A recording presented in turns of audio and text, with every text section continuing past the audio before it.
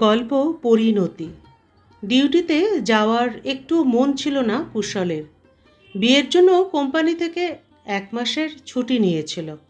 বিয়ের পর স্ত্রীর সৌন্দর্যে সে এমনভাবে মগ্ন হয়ে পড়েছিল যে কিভাবে 2 মাস কেটে গেছে কুশল বুঝতেই পারেনি। যখন কোম্পানির ম্যানেজার ফোনে কুশলকে সতর্ক করে বললেন যে যদি 1 সপ্তাহের মধ্যে সে ডিউটিতে যোগ না দেয় তাহলে তাকে চাকরি থেকে বরখাস্ত করা হবে। অগত্যা এখন ওর চাকরিতে জয়েন করা অত্যন্ত জরুরি হয়ে পড়েছে। বাড়ি থেকে বিদায় নেওয়ার সময় কুশল স্ত্রীকে বলল, তুমি চিন্তা করো না, দিল্লি গিয়ে সবার আগে একটা বাড়ি ভাড়া নেব, তারপর তোমাকে নিয়ে আসবো। কুশল বর্ধমানের বাসিন্দা ছিল। ওর বাবা চায়ের দোকান চালাতেন। গ্রামের স্কুলে 9ম শ্রেণীতে ফেল করার পর কুশলের পড়াশোনায় আর মন বসছিল না, তাই ও চাকরি করার সিদ্ধান্ত নেয়। কিছুদিন পর চাকরির খোঁজে ও দিল্লি চলে যায়। মাস 2 ঘোরাঘুরির পর কুশল একটি প্রাইভেট কোম্পানিতে ডেলিভারি বয়ের চাকরি পেয়ে গেল।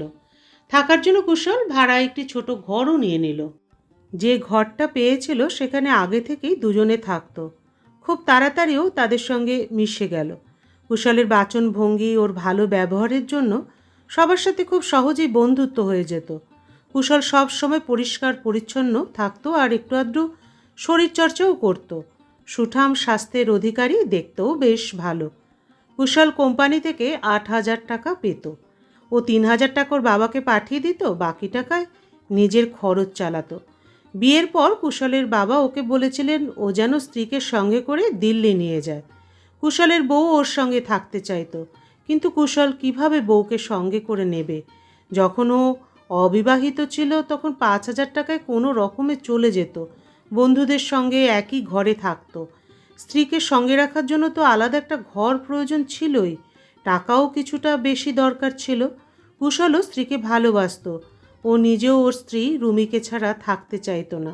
কুশল চাইতো রুমিকে নিজের সঙ্গে রাখবে, তাই ও আগে একটু ভালো বেতনের চাকরি খুঁজতে শুরু করে। ও ভাবলো একটা ঘর ভাড়া নিয়ে রুমিকে নিয়ে আসবে। অন্তত 12 থেকে 14,000 টাকার চাকরি পেতে চাইছিল। পছন্দসই চাকরির খোঁজে এদিক ওদিক ঘুরতে ঘুরতে একদিন কুশল মোহিনীর দোকানে গেল। সেটি একটি কাপড়ের দোকান ছিল। তখন মোহিনী দোকানে উপস্থিত ছিল।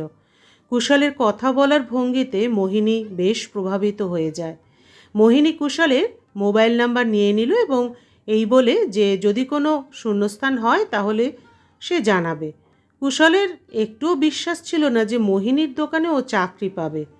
আশ্চর্য তো কুশল তখনই হলো যখন 5-6 দিন পর মোহিনী ফোন করে তাকে ইন্টারভিউর জন্য রাত 8টায় দোকানে ডেকে পাঠালো। কুশল ঠিক সময়ে মোহিনীর দোকানে পৌঁছে যায়। মোহিনী বলল যে সে দোকান বন্ধ করছে, তাই ওকে তার বাড়িতে যেতে হবে। মোহিনীর বাড়িটা বড় ছিল আর সেখানে আর কেউ ছিল না। বাড়ির দরজা মোহিনী নিজেই খুলেছিল। মোহিনী জানালো যে তার কিছু পার্ট টাইম গৃহকর্মী আছে। কুশলের পরিবারের বিষয়ে জানার পর মোহিনী বলল, তোমার যোগ্যতা অনুযায়ী কেউ তোমাকে 10,000-এর বেশি বেতনে চাকরি দেবে না। আমি তোমাকে প্রতি মাসে 15,000 টাকার চাকরি দিতে পারি যদি তুমি আমার কথা মেনে নাও। কি কথা ম্যাডাম? কুশল জিজ্ঞাসা করল। কথাটা হলো এই যে কুশল, প্রথমবারই তোমাকে দেখে আমার খুব ভালো লেগেছে। আমি তোমাকে 1 রাতের জন্য আমার করে পেতে চাই।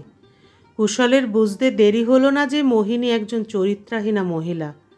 কুশল ওর স্ত্রী রুমিকে ঠকাতে চাইছিল না, কিন্তু সামনে একজন সুন্দরী মহিলা আর চাকরির লোভ দেখে ও দ্বিধায় পড়ে যায়। দ্বিধা দ্বন্দ্বের মধ্যেও মোহিনীর প্রস্তাবে রাজি হয়ে যায় কুশল। ভাবলো এটা তো শুধু 1 রাতের ব্যাপার, এরপর ও আর রুমিকে কখনো ঠকাবে না। তারপর ও মোহিনীর সঙ্গে বেডরুমে চলে গেল। শরীরের আগুন নিভিয়ে মোহিনী বাথরুমে চলে যায়। পরের দিন সকালে কুশলও চলে গেল।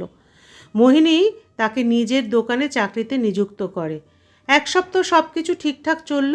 তারপর একদিন দোকানে মোহিনী কুশলকে বলল, রাত 10টায় আমার বাড়িতে চলে এসো, তোমার সঙ্গে জরুরি কথা আছে।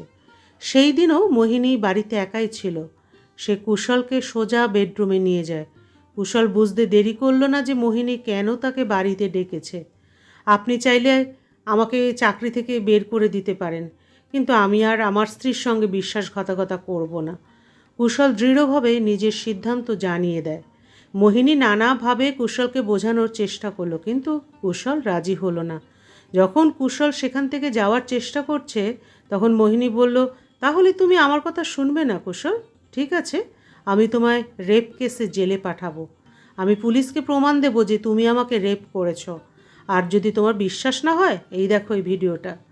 মোহিনী কুশলকে ভিডিও দেখায়। সেখানে কুশল আর মোহিনীর অন্তরঙ্গ ঘনিষ্ঠ মুহূর্ত দেখে কুশল বুঝতে পারে এটা মোহিনীর একটা কুৎসিত চাল। কিন্তু ওর আর কিছুই করার ছিল না। বাধ্য হয়েই কুশলকে মোহিনীর প্রস্তাব মেনে নিতে হয়। প্রথম দিন মোহিনী যখন কুশলকে সঙ্গে ঘুমানোর জন্য বলেছিল, তখনই সে এই ভিডিওটা তৈরি করে রেখেছিল। বাধ্য হয়ে কুশলকে আবারও মোহিনীর সব কথা মেনে নিতে হয়েছিল। বন্ধুদের সঙ্গ ছেড়ে ও মোহিনীর বাড়িতে অ্যাসিস্ট্যান্ট হিসেবে থাকতে শুরু করে। মোহিনীর নির্দেশে কুশল বন্ধুদের সঙ্গে সঙ্গে স্ত্রী ও নিজের পরিবারের সঙ্গেও সম্পর্ক ছেড়ে দিল। বাবাকে টাকা পাঠানোও বন্ধ করে দিয়েছিল।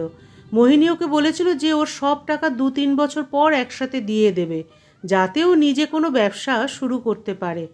মোহিনীর কথা মেনে নেওয়া ছাড়া কুশলের কোনো উপায় ছিল না যে। তবে সে বিশ্বাস করত যে মোহিনী তার সাথে বিশ্বাসঘাতকতা করবে না। মোহিনীর স্বামী প্রায় 5 বছর আগে এক সড়ক দুর্ঘটনায় মারা গিয়েছিল। সেই সময় তার ছেলে প্রীতম ছিল মাত্র 4 বছর বয়সী।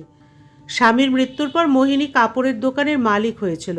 তার বাবা মা তাকে আবার বিয়ে করার পরামর্শ দিয়েছিল, কিন্তু মোহিনী তা অস্বীকার করে দিয়েছিল। সে প্রীতমকে বড় করে তোলার জন্যই তার জীবন কাটিয়ে দিতে চায়। স্বামীর স্মৃতির ওপর ভর করে মোহিনী 2 বছর পার করেছিল। তারপর হঠাৎ অনুভব করতে শুরু করলো যে সে পুরুষ ছাড়া একা থাকতে পারবে না। যৌবনের শরীরের খিদে তাকে দংশাতে শুরু করে। একদিন মোহিনী প্রতিবেশীর এক ছেলের সঙ্গে সম্পর্ক গড়ে তুলল।